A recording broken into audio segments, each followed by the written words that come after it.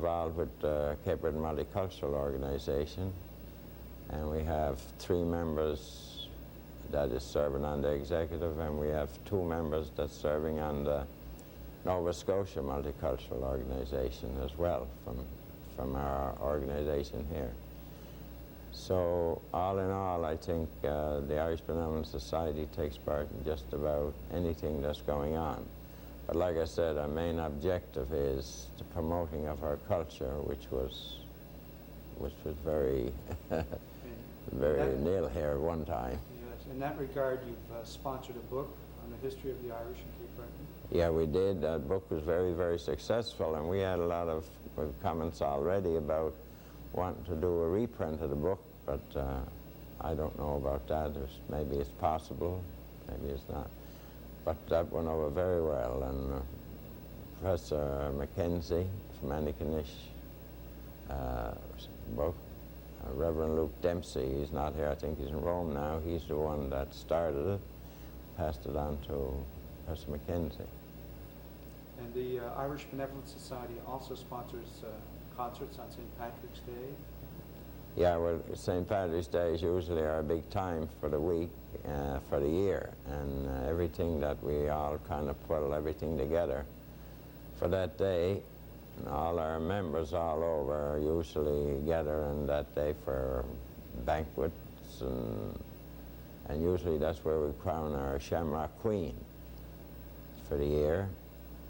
And that's probably the big thing of the year is the St. Patrick's. And the Society has also been active in promoting Irish dancing, hasn't it? Yeah, well, the Irish dancing, I think it started there in 1970, 71, 72, 71 really, because we used to have to rent different places to put them in. And we introduced the Irish dancing here with, at that time, a grant from the Secretary of State and some help from our local businesses. We had to bring in a dance instructor from Toronto and one from Ireland. So from then on, our dancing school has been going very, very good. Up until last year or so, I think we had the only Irish dancing school east of Montreal, but now I know there's one in New Brunswick and also one in Halifax at the present time, which is good. We like that. We have about 45 students right now that's getting dancing in here, and it's going over lovely, very well. So the future for Irish culture in Cape Breton, how would you describe it, Mike?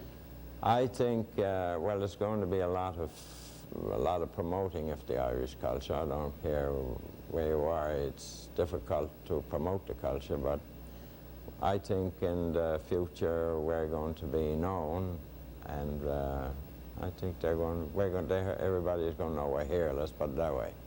Thank you. During much of the 20th century, Cape Breton's resource-based economy failed to provide the necessary employment for its young people. Many of the descendants of Cape Breton's Irish were compelled to move away to find work. Yet, those Irish who have remained on the island have contributed to a Cape Breton nationalism. Committed to their sense of place and their personal relationships, Cape Bretoners of Irish descent, much like other ethnic groups, have sacrificed the affluent incomes of more wealthy regions of the country to remain on the island. Irish Cape Bretoners have grown up knowing the genealogy of their friends and the people around them. In order to share Cape Breton's endearing sense of place and comradeship, thousands of Cape Bretoners of Irish descent return to the island each year. We're standing here on the edge of the Irish Road at the southwest branch of the Mabel River. This is the site of one of the Moran homesteads. Just a few weeks ago on this site, over 500 people who were descendants of the immigrants who came here in 1816 gathered on this spot to celebrate the arrival of their ancestors, but even more particularly, I think, to rejoice in their shared heritage and just in the love of being together. 500 people from all across North America, United States, Canada, people from nearby and far away, coming together because they could trace their ancestry from an Irish couple who came here in the second decade of the last century. I think this whole group then stands for the renewed interest that people have in identifying their heritage, the t-shirts that they had for that day, with which I was gifted, this plaque, this identification of this home site. It stands not only for the Morans and the Breens, but I think it stands for all of those Irish families which contributed so much to Cape Breton and who today are contributing a lot to the society. The descendants of the Morans in Mabo and Port Hood are a part of the ongoing life of this community.